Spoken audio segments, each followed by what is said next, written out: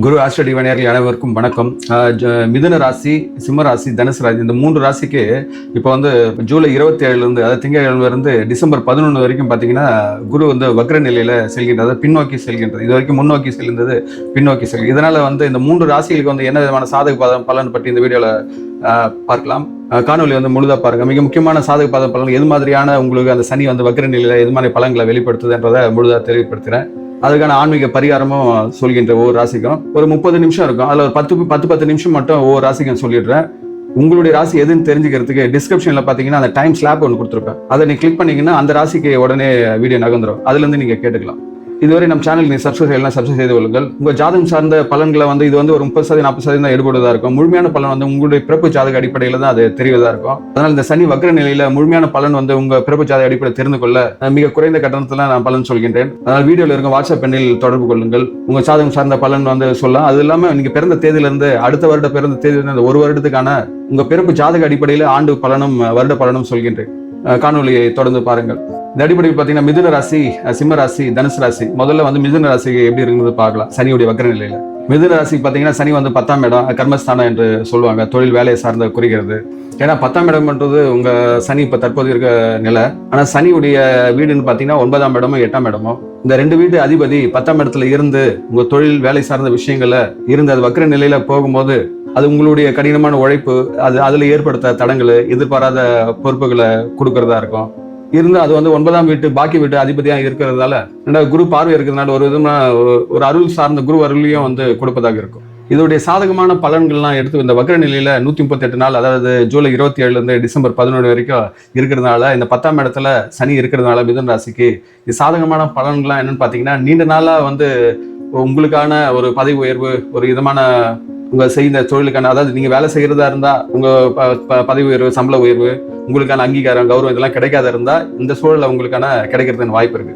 பொதுவாக சனியை பொறுத்த வரைக்கும் இந்த வக்ர நிலையில வந்து எதெல்லாம் ஸ்லோவா இருக்கோ அது ஃபாஸ்டா இருக்கும், எதெல்லாம் ஃபாஸ்டா இருக்கோ இது ஸ்லோவா இருக்கும். இந்த அடிப்படையில் நீங்க எதிர்பார்த்தது இந்த 138 நாட்கள் காலத்துல கிடைக்கிறதுக்கான வாய்ப்பு உள்ளது. நீங்க இவ்வளவு நாள் கஷ்டப்பட்டது அந்த கஷ்டத்தை வந்து கண்டிப்பா வீண் போகாது. திட்டமிட்டு வந்து செயல்பட்டுனா கண்டிப்பா வெற்றிக்கான இது மெதுவா நடைகிறதுக்கான வாய்ப்பு உள்ளது. இது எல்லாமே தொழில் வேலை சார்ந்த விஷயங்கள்ல தான் இது கனெக்ட் ஆகிறதா இருக்கும்.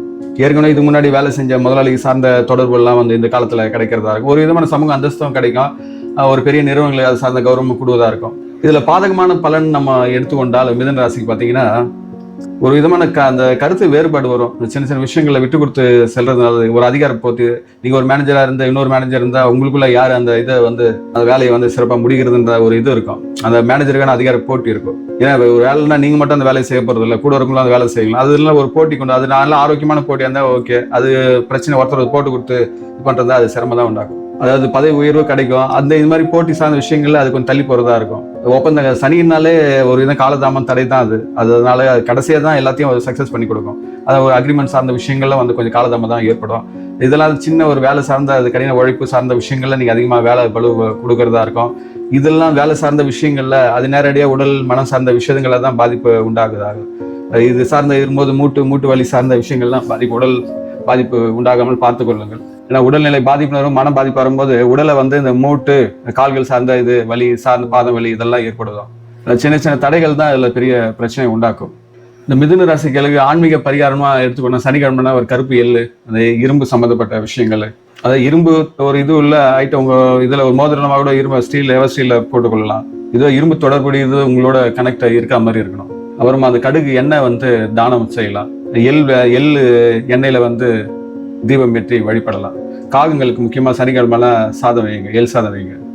சனி யாருக்கு பயப்படுறதுன்னா அனுமனுக்கு தான் பயப்படுவாங்க. அதனால அந்த அனுமான் சாலிசான்ற அந்த இது கேட்கலாம். யூடியூப்ல கூட இருக்காது, நீ கேட்கலாம். இந்த மாற்றுத்திறனாளிகள், முதியவர்கள், ஏழைகள் இவங்களெல்லாம் வந்து நீங்க உதவி பண்ணலாம். மதியானம் சாப்பாடு அந்த விஷயங்கள்லாம் வாங்கி கொடுக்கலாம். முக்கியமா சனிக்கிழமெல்லாம் வாங்கி கொடுக்குறது ரொம்ப சிறப்பா இருக்கும். இதுக்கு அடுத்து சிம்மராசிக்காரர்கள் பார்த்தோம்னா சிம்மராசிக்காரர்களுக்கு அஷ்டமத்து சனி காலம் இது 2வது அந்த வக்ர நிலையில் ஆகிறதுனால ஜூலை 27 டிசம்பர் 11 வரைக்கும் 138 நாள். அது 8ஆம் இடத்துல இருக்கிற மறைவு ஸ்தானம், ஆயில் சார்ந்த மறைபொருளான விஷயங்களை குறிக்கிற இடம்.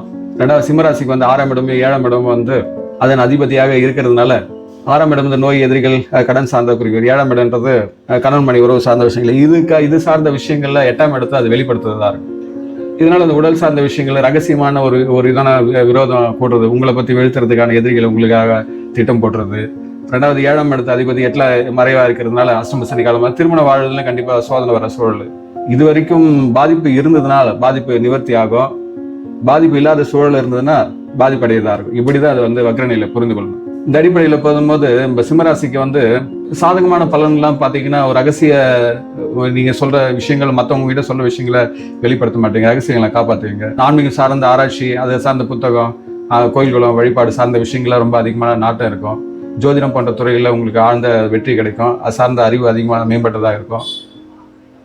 பழைய வழக்கு சார்ந்த விஷயங்கள், முடங்கிய கடன், சொத்து, பரம்பரை சொத்து சார்ந்த உரிமை, இதெல்லாம் வந்து உங்களுக்கு சாதகமாக வரும் சூழல் காலமாக இருக்கும். உங்களை தாக்கிறதுக்கு வீழ்த்துறதுக்கான மறைமுகமாக எதிரிகள் இதெல்லாம் இருந்தாக உங்களுக்கு யாரைன்னு தெரியும். அது சார்ந்து அவங்களை எப்படி சமாளிக்கிறன்றத ஆற்றல் உங்களுக்கு இருக்கு. அதுக்கான வாய்ப்புகள்லாம் உருவாகும். பொதுவாக அந்த வாழ்க்கையை பற்றி ஒரு ஆழ்ந்த புரிதல் உங்களுக்கு கண்டிப்பாக கிடைக்கும். ஆன்மீக விழிப்புணர்வு நல்லாவே ஏற்படும். இந்த காலத்தில் பார்த்தீங்கன்னா ஒரு பொறுமை உங்களுக்கு கண்டிப்பாக இருக்கும். ஒரு விதமான உறுதியும் அதிகரிக்கும். ஏன்னா இது பாதகமான பலன்னு பார்த்தீங்கன்னா, உடல் ஆரோக்கியத்தை நீங்கள் கண்டிப்பாக கவனம் எடுத்துக்கணும். எலும்பு, நரம்பு சம்பந்தப்பட்ட இதெல்லாம் பிரச்சனை உண்டாக்குறதா இருக்கும். நைட்ல தூக்கம் இல்லாதத்தனம் பெரிய இதுவாக இருக்கும். ஏன்னா சிம்மராசின் போது சூரியனுக்கு நேரடியான பார்க்காது. அதனால நைட்ல தூக்கத்தை அது கெடுக்கிறதா இருக்கும். போது மட்டும் வாகனம் செல்லும் போது கொஞ்சம் கவனமாக எந்த ஒரு வேலை செய்யறதாலும் என்ன சூழல் தெரிஞ்சுக்கிட்டு அதுக்கேற்ற மாதிரி இது பண்ணுங்க. வேலை இருக்குது டக்குன்னு நீங்க இது பண்ணிக்க வேண்டாம். ஒரு சுவிட்சு மின் சாதனம் பழுது போட்டுச்சுன்னா கூட நீங்க அதை சேஃப்டி இதை பண்ணது செப்பல் போட்டு இது பண்றது ரொம்ப போது மட்டும் அந்த இதை குறைக்கிற சூழல் இருக்கும். ஏன்னா அஷ்டம சனி உங்க கூடிய இருக்குதுன்றதையும் நீங்க மறந்துடாதீங்க. குரு பார்வை இருக்கிறதுனால பெரிதளவுக்கு பாதிப்பு இல்லை. இருந்தாலும் நம்ம எச்சரிக்கையா இருந்துதான் ஆகணும். அது மாதிரி திருமண வாழ்வில் சின்ன சின்ன கருத்து வேறுபாடு வரதுக்கான சூழல் இருக்கு. உங்களை பாட்டம் சார்ந்த அவங்களுடைய உடல்நலத்தையும் கொஞ்சம் கவனம் எடுத்துங்க. எக்கனாமிக்கலால சின்ன சின்ன ஒரு செலவுகள் அதிகமா இருக்கும். அதனால சேமிப்பு கொஞ்சம் கரையாமல் பார்த்து கொள்ளுங்கள். இதுதான் உடல் சார்ந்து பொருளாதாரம் வீடு சார்ந்த சூழல்ல தான் மற்றபடி இருக்குதா, மற்றபடி பெரிதளவுக்கு இது இருக்காது. இதையும் நீங்க தவிர்த்து கொள்ளணும்னா நீங்க கூடுதல் கொஞ்சம் எச்சரிக்கையா இருக்கணும். இதெல்லாம் இருந்தா இந்த வக்ரக நிலையை வந்து உங்க சாதாரணமா கடந்து செல்லலாம். இதை வந்து இந்த நெகட்டிவான விஷயங்களையும் வந்து பாசிட்டிவா மாத்துறதுக்கு இந்த ஆன்மீக பரிகாரம் தான் பாத்தீங்கன்னா, அனுமன் தான் வந்து சனியை வந்து கட்டுப்படுத்துற சக்தி கொண்டது. அதனால இந்த யூடியூப்ல வந்து தினமும் இந்த அனுமான் சாலிசா இந்த பாராயணம் தினமும் கேட்கலாம். நல்ல ஒரு இது கூட வாய் விட்டு நீங்க பாடலாம். அது மாதிரி நாய்ங்க எங்கன்னா வழியில பாத்தீங்கன்னா கருப்பு நாய் எதனா இருந்ததுன்னா அவங்களுக்கு இது போடுங்க. அதாவது ரொட்டிக்கிட்டே பிஸ்கெட் எதனா போடுங்க. ஏன்னா காலபைரவனுடைய சக்தி, சிவனுடைய அம்சம் போகுது காலபைரவர். இந்த காலபைரவர் வந்து சிவனுடைய சனி எதிர்மறை ஆற்றல தடுக்கிற ஆற்றல் உண்டு. அதனால முக்கியமா கருப்பு உருவம் கொண்டது உயிரினங்கள் எது இருந்தாலும் நீங்க உணவுப் பொருளை தான் கொடுக்கலாம். மாற்றுத்திறனாளிகள், முதியோர்கள், இவங்கெல்லாம் வந்து சனிக்கிழமைனா ஒரு மதிய உணவு வாங்கி கொடுக்குற சிறப்பு. சனிக்கிழமைனா விளக்கெண்ணெய், அதாவது விளக்கெண்ணெயில தீபம் ஏற்றி நவகிரக சனி மூல மந்திரம் சொல்லி வழிபடுறது நல்லது. அந்த கருப்பு ஷேடு இருக்க மாதிரி எதனா துணின்னு இருந்தா கூட தானம் பண்ணுங்க. அந்த வயதானவங்க, முதியோர்கள், மாற்றுத்திறனாளி யாரா நீ துணி எதனா கொடுக்குறதா கருப்பு துணியோட சேர்ந்து கொடுக்கறது நல்லது. இந்த ஆன்மீக பரிகாரம் சொல்லப்பட்ட விஷயங்கள்லாம் நீங்க ஃபாலோ பண்ணிட்டு இருந்தீங்கன்னா அதோடைய எதிர்மறையான தாக்கம் குறைஞ்சு இந்த 138 நாளையும் கடந்து செல்லலாம். இருந்தவங்க குரு பார்வை இருக்கிறதுனால பெரிதளவுக்கு பாதிப்பு இல்லை. இருந்தால் குரு பார்வையை நம்ம முழுதா நம்ப வேண்டாம். இந்த ஆன்மீக பரிகாரம் சார்ந்த இறைசக்தியை நம்ம வணங்கும் போது நமக்கான ஆற்றல் எனர்ஜியும் அதிகரிக்கும். சாதகமான விஷயங்களை பெருக்கி பாதகமான விஷயங்களை குறைத்து இந்த 138 நாள் சனி வக்ர நிலையிலிருந்து சிம்மராசிக்காரர்கள் கடந்து செல்லலாம். 2027 ஜூன் 2ஆம் தேதி தான் அது மாறுதுன்னு நினைக்கிறேன். சனி வந்து மேஷத்துக்கு செல்றதுனால அஷ்டம சனி காலம் முடிஞ்சதுனால பெரிய கும்பிடு போட்டு வழி அனுப்பிச்சு வைப்போம். அதனால இந்த காலத்தை வந்து நீங்க ஃபாலோ பண்ணிக்கிட்டுனா சிறப்பா இருக்கும். இதை அடுத்து பாத்தீங்கன்னா தனுசு ராசிக்காரர்களுக்கு, தனுசு ராசிக்கு வந்து மீன ராசிங்கும் போது 4ஆவது இடம் சுகஸ்தானம், தாயார் குறிக்கிறது. வண்டி, வாகனம், வீடு, மனை, மண்மனை, வீடு சார்ந்த விஷயங்களை குறிக்கிறது. சனி வந்து உங்க வீடு 2ஆம் அதிபதி 3ஆம் அதிபதியா இருக்கிறதுனால அந்த 2ஆவது வீட்டு தனத்தையும் 3ஆம் வீட்டு தனத்தையும் 4ஆம் வீட்டுல அதை வெளிப்படுத்துறதா இருக்கும். இதெல்லாம் வந்து வீடு, வாகனம், தாயின் உடல்நிலை சார்ந்த விஷயங்கள், மன அமைதி, இதெல்லாம் வந்து ஒரு விளைவு ஏற்படுத்தும். இது வந்து ஒரு விதமா கண்டக சனிக்காலம் மாதிரி தான், அர்த்தாஷ்டம சனிக்காலம். இதோடைய சாதக பலன் பார்க்கும்பொழுது தனுசு ராசியுடைய சாதக பலன் பாத்தீங்கன்னா 4ஆம் இடம் போது வீடு, வாகனம் சார்ந்த விஷயங்கள், மண்மனை சார்ந்த விஷயங்களுக்கு இது பண்ணும்போது பல நாள் முயற்சித்த விஷயங்கள் வீடு கட்டணம் இது பண்ணா இதுக்கான சூழல் ஏற்படும். வங்கி கடன் சார்ந்த விஷயங்கள்லாம் நீங்க முயற்சி பண்ணியிருப்பீங்க, காலதாமதம் ஏற்பட்டுரும். இப்ப சூழல் வந்து உங்களுக்கு சாதகமாக இருக்கும். பழைய சொத்து பிரச்சனை முடிவுக்கு ஒரு விதம் சாதகமாக உங்களுக்கு சாதகமாக ஏற்படும். குடும்பத்துல இருந்த ஒரு மனக்கசப்பு நீங்கி ஒரு விதமான நெருக்கம் உண்டாகலாம். புதிய வாகனம் வாங்குறது, இடமாற்றம், இதெல்லாம் வந்து நின்று போன விஷயங்கள்லாம் உங்களுக்கு சூழல் வந்து உங்களுக்கு சாதகமா இருக்கும். ஏன்னா ஒண்ணு கொஞ்சம் பாதகமான உங்களுக்கு எதிர்மறையான விஷயங்கள் பாத்தீங்கன்னா தாயார் உடல்நிலை கொஞ்சம் அடிக்கடி பாதிப்படுறதா இருக்கும். பாத்துங்க. இருந்தும் குரு பார்வை பெரிதளவு இருக்காது. இருந்தும் சொல்லப்பட்ட விஷயங்களை கொஞ்சம் கவனம் எடுத்துக்கணும். ஏன்னா நல்லதுன்னு இருக்கும்போது கெட்டதான் அங்க இருக்கதானே செய்யும். அதையும் ஒரு கண் நம்ம பார்த்துக்கிறது நல்லது இல்லை. சின்ன சின்ன விஷயங்கள்ல வந்து விட்டு கொடுத்து செல்லுறது, பொது மட்டும் விவாதங்கள்லாம் தவிர்த்து கொள்ளுங்க. வீடு சார்ந்த விஷயங்களை பழுது பார்க்கறது, வீட்டில் இருக்க வீட்டு உபகரணங்கள்லாம் சின்ன சின்ன பேர் இது சார்ந்த விஷயங்கள்லாம் ஏற்படும். முக்கியமாக வாகனம் ஓட்டும் போது கொஞ்சம் கவனமா ஓட்டுங்க, அது ரொம்ப முக்கியம். ஹெல்மெட் போட்டிருந்தா 2 வீலர்ல போனால் ஹெல்மெட் போட்டுங்க, கார்ல போறதா சீட் பெல்ட் போட்டுங்க. இது மாதிரி வீட்டு சார்ந்த விஷயம் சின்ன சின்ன விஷயங்கள் தான் ஒரு மன சஞ்சலத்தை உண்டாகும். அது தேவை காலத்துல கொஞ்சம் அதிகமா இருக்கும். அதனால தூக்கம் வராது, கிடைக்கிறது, இதெல்லாம் கெட்ட கனவுலாம் ஏற்படுவதா இருக்கும். அதனால தனுசு ராசிக்காரர்கள் இந்த இதுதான் இருக்கு. ரெண்டாவது உங்க வீட்டை 2ஆம் வீட்டையும் வந்து குரு பார்க்குது, 12ஆம் வீட்டையும் பார்க்குது, உங்க 4ஆம் வீட்டையும் பார்க்கறதுனால இந்த வீடு 12ஆம் வீடு 2ஆம் வீடு 4ஆம் வீடு எல்லாம் பார்த்தா ஓரளவுக்கு சுபிட்சம் கொண்டதாக இருக்கும். குரு பார்வையில உங்களுக்கு எதிர்மறையான தாக்கத்தை அந்த குரு பார்வை தீர்ப்பதாக இருக்கும். அதனால நீங்க உங்க வீட்டை எதிர்த்து வாதம் பண்றவங்க கூட நீங்க ஏதோ பேசினா கூட ஏதோ புரிஞ்சுட்டு கடந்து போற சூழல் இருக்கும். ஆனா அவங்க பேசுறது உங்களுக்கு பெரிய மன சஞ்சலத்தை குழப்பத்தை உண்டாகும். இப்படிதான் அது கனெக்ட் ஆகும். இது சார்ந்த செலவுகள்லாம் உண்டாகும். ஆனா செலவுகள் இல்லாம சுப செலவுகள் தான் ஒன்றும் பெரிதளவுக்கு செலவு இருக்காது. இருந்தும் எந்த ஒரு இதுவா இருந்தாலும் உங்களுடைய பிறப்பு ஜாதக அடிப்படையில தான் அதோடைய ஏற்றம் ரேஷியோ அதிகமாகுதா கம்மியாகுதான்றதை பார்த்து சொல்ல முடியும்.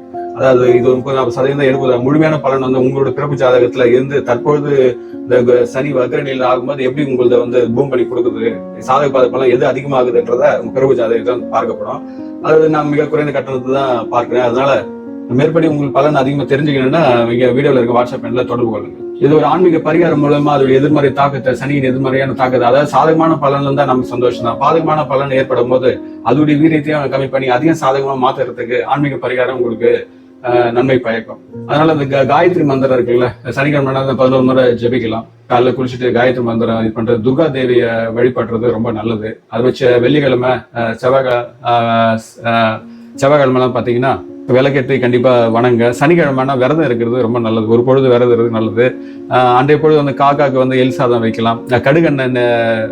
எண்ணெய் வந்து தீபம் ஏற்றி வழிபடலாம். நவகிரக சன்னிதானத்துக்கு சென்று இந்த நாவல் பழம், கருப்பு கொண்டக்கடலை இதெல்லாம் படைத்து வழிபடலாம். இதெல்லாம் வந்து ஒரு ஆன்மீக பரிகாரமா நீங்க எடுத்துக்கொள்ளலாம். அனுமன் சாலிசா இது காலப்பேர் வழிபாடு இதெல்லாம் சிறப்பு.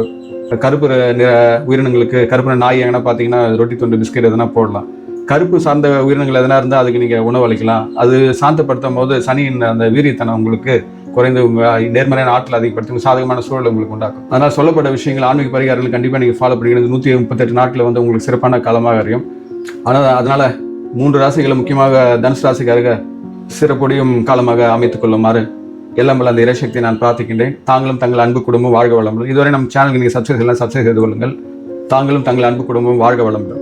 இக்காணொலி வந்து உங்க ராசி கொண்ட நட்பு உருவாட்டத்திலும் பகிர்ந்து கொள்ளுங்கள்.